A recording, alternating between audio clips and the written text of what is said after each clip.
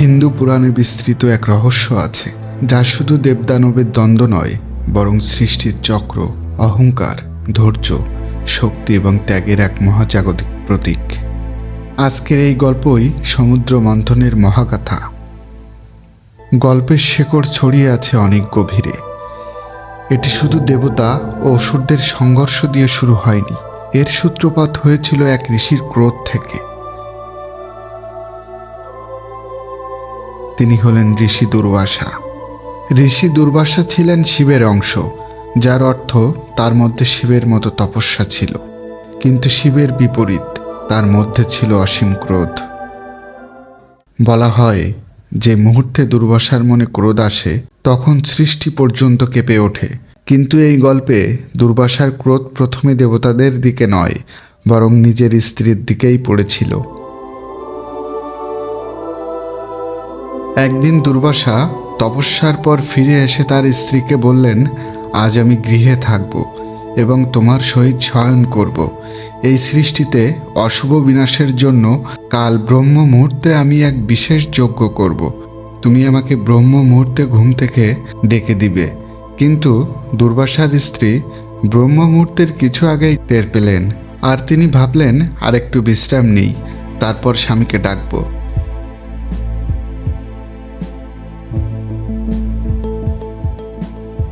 কিন্তু যখন ঘুম ভাঙল, তখন সূর্যোদয় হয়ে গেছে। তার স্ত্রী অনিচ্ছাকৃতভাবে তার নির্দেশ পালন করতে পারেননি। এটি খুব তুচ্ছ একটি ভুল ছিল, কিন্তু দুর্বাসার মনের উপর যেহেতু তপস্যার তেজ ছিল, তাই তিনি ক্রুদ্ধ হন এবং স্ত্রীর উপর অভিশাপ বর্ষণ করলেন। তখন ঋষিপত্নী ভয়ে কাঁদতে কাঁদতে বললেন, স্বামী, আমি তো আপনাকে ভক্তিভরে সেবা করি, এ অভিশাপ কেন? ঋষি দুর্বাসা তখন অনুশোচনা অনুভব করলেন, কিন্তু একবার উচ্চারিত অভিশাপ ফিরিয়ে নেওয়ার শক্তি তার ছিল না। তাই তিনি শান্ত হয়ে স্ত্রীর মাথায় হাত রেখে বললেন, আমি তোমাকে আশীর্বাদ দিচ্ছি। যদি কোনো অভিশাপ পৃথিবীতে ছড়িয়ে পড়ে, তুমি নিশ্চিন্ত থাকবে। বিশ্ব শাপিত হলে তুমি রক্ষা পাবে। তখন দুর্বাসার স্ত্রী শান্ত হলেন, কিন্তু দুর্বাসার সেই দিনকার আবেগ সৃষ্টি করেছিল এক অদৃশ্য ক্ষয় শক্তির।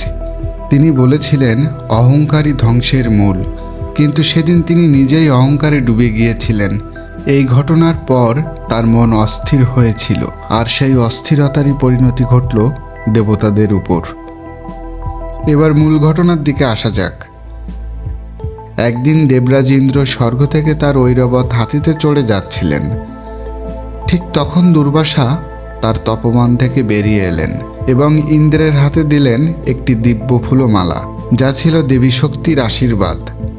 ইন্দ্র মালাটি গ্রহণ করলেও তার যথাযথ সম্মান করলেন না। তিনি ভুল করে মালাটি ঐরাবতের সুরে রাখলেন। ঐরাবত সেই গন্ধে বিরক্ত হয়ে মালাটি ফেলে দিল মাটিতে, তারপর করল পদপিষ্ঠ।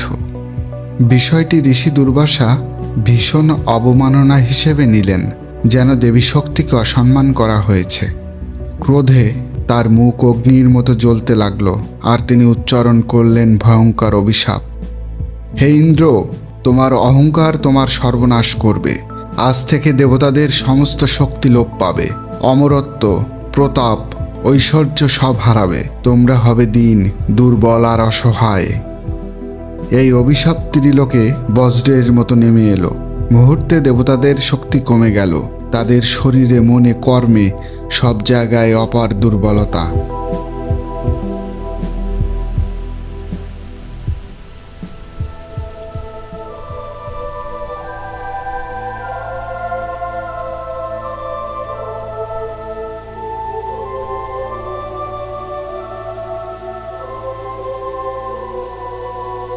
অসুররা তখন সুযোগ নিল। তারা 3 লোক দখল করল। স্বর্গ, মর্ত, পাতাল সম্পূর্ণ দখল করে নিল। দেবতারা পরাজিত হয়ে লুকিয়ে থাকতে শুরু করল। ধর্ম, সত্য, আলো সব ধীরে ধীরে হারিয়ে যাচ্ছিল।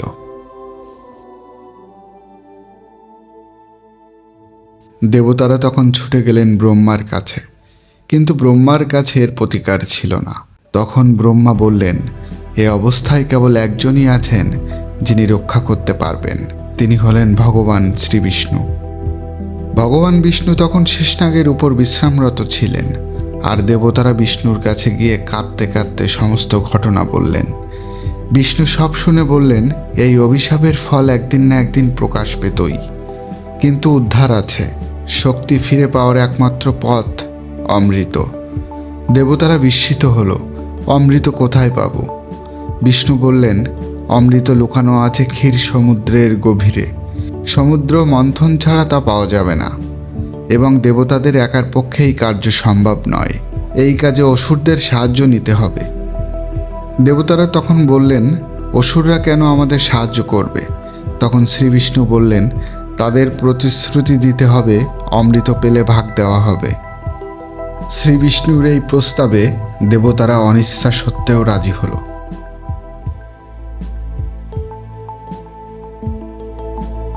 দেবরাজ ইন্দ্র তখন ছুটে গেলেন অসুররাজের কাছে, গিয়ে বললেন, সমুদ্র গভীরে ধনরত্ন, শক্তি আর অমৃত আছে, যা পান করলে অমরত্ব পাব।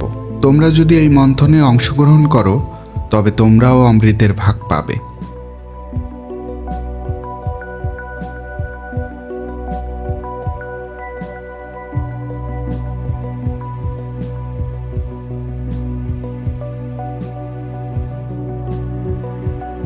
প্রথমে রাজি না হলেও এই কথা শোনার পর অসুররাজও রাজি হলেন। এরপর সমুদ্র মন্থনের প্রস্তুতি শুরু হলো। বৃহৎ মন্দরাচল পর্বত হলো মন্থনের দণ্ড, শেষনাগ হলো দড়ি। দেবতারা এক প্রান্তে আর দানবরা অন্য প্রান্তে দাঁড়ালো। মন্থন শুরু হতেই পর্বত ডুবে যেতে লাগলো। তখন ভগবান শ্রীবিষ্ণু অবতার নিলেন কুর্ম কচ্ছপ রূপে। পর্বতকে পিঠে তুলে স্থির রাখলেন। সমগ্র সৃষ্টি কেঁপে ওঠার মতো ভাবে মন্থন চলতে লাগলো।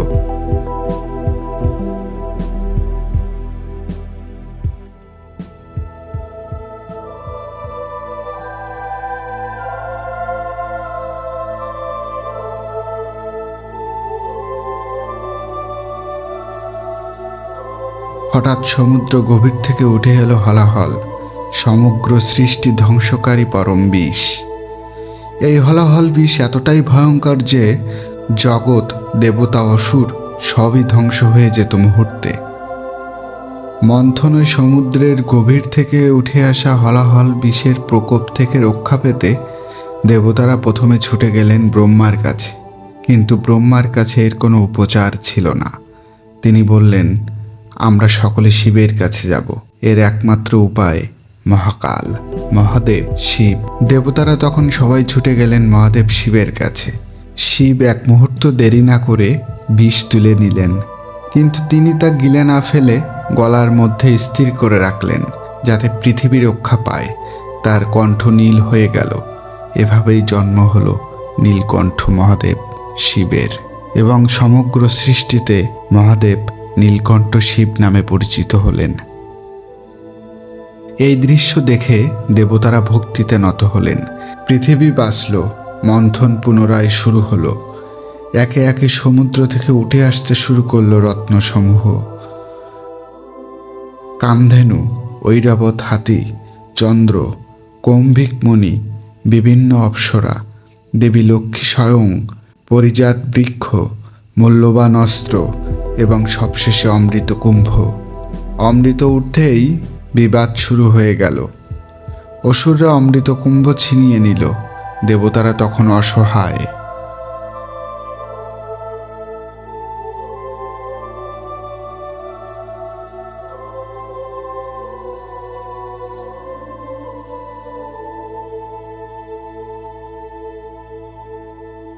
ঠিক তখনই শুরু হলো বিষ্ণুর অপর লীলা। মোহিনী রূপে বিষ্ণু রূপান্তরিত হলেন।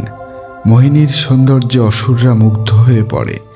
তিনি বললেন, আমিই অমৃত ভাগ করে দেব। অসুররা রাজি হলেন। মোহিনী কৌশলে অমৃত দেবতাদের পান করিয়ে দিলেন। অসুররা বঞ্চিত হলো। এক অসুর রাহু দেবতা সেজে চপিসারে অমৃত পান করতে গিয়ে ধরা পড়ে। বিষ্ণু তার মাথা ছেদ করেন। সেই থেকে খণ্ডমস্তক রাহুর জন্ম, যে চন্দ্র ও সূর্যকে গ্রাস করে।